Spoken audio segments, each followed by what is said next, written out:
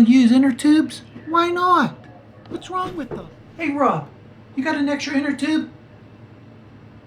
I need one real bad, man. I have a flat tire. Yeah, man, I gotta go downstairs and get it, but you're gonna ride tomorrow, right? Because, you have them tubeless ones. So why do you need a tube? Oh man, having them tubeless tires, man, sometimes they're just not worth it, man, because you don't ride your bike for a week and that solution just doesn't keep the ear in tight, and then you gotta wait. Sometimes you ride and they burp, and then you gotta worry about having enough air in them, and then you gotta buy that insert that makes them tougher so they don't pinch your tires. I'm out another $100. So now I gotta get tubeless tires, tubeless solution in that foam thing so they don't pinch. And now my tires are flat. All that and they're still flat, man. Why so much money and they go flat if you don't ride them? Yeah, man, because having a tube, all you have to do is pump them up and go. But people brag because it's just like 26-inch rims. Nobody ever wants them anymore because they're old. But meanwhile, at my age, we all rock 26-inch rims, and that was the stuff to have. They were on every bike, man, and they were the best back then. And now nobody wants them, just like tubes. Nobody wants to rock a tube now. But I bet you, when your tire burps and you go flat, what do you reach for? Is an inner tube. An inner tube is always there going to save your day because that solution in that tubeless tire is going to give up quicker than you think at times. And let me just ask you, bud. You don't ride your bike for a month. I bet your tires are flat. Well, so are mine, but all I got to do is pump mine up. You got to hook your seals good and everything. And let me guess. You dent your rim, is it going to hold the solution or is it going to burp till it's flat? At least mine, I can pinch a tube and patch it and go. Better yet, a patch is easy to carry than carrying all that tool to insert that worm, the bacon. How many of them you go through? I went through 2 patches in 2 years. And I still have the inner tube. And I still rock the same tire. How many tires you go through? Yeah, man, I just heard you. Yeah. I've been through 5 sets of 5 rear tires and 3 fronts. The 5 in the back got a pinch, and then one ripped, and then the other one just wouldn't hold a seal.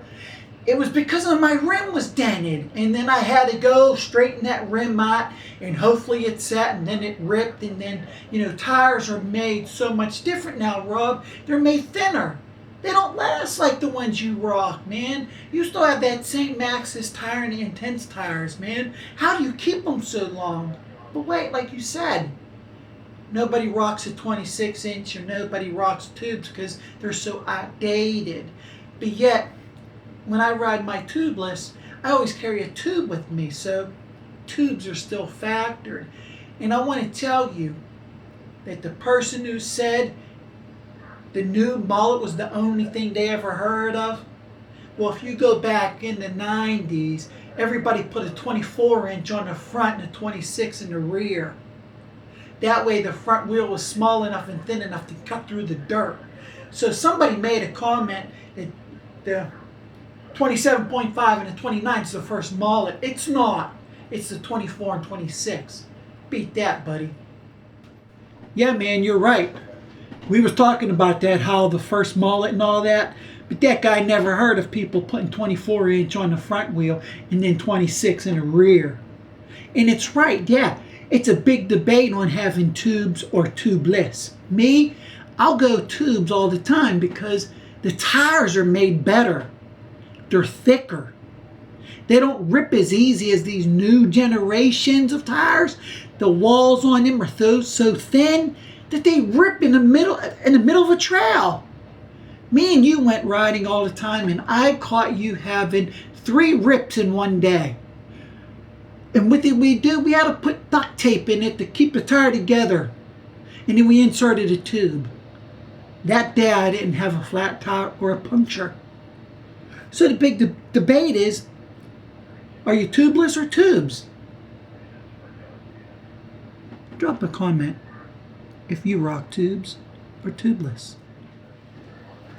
Man, there's nothing wrong with rocking tubes, Rob. You keep rocking them, and I see you have no flats all the time, and I'm getting steady burps and trying to pump my tire back up.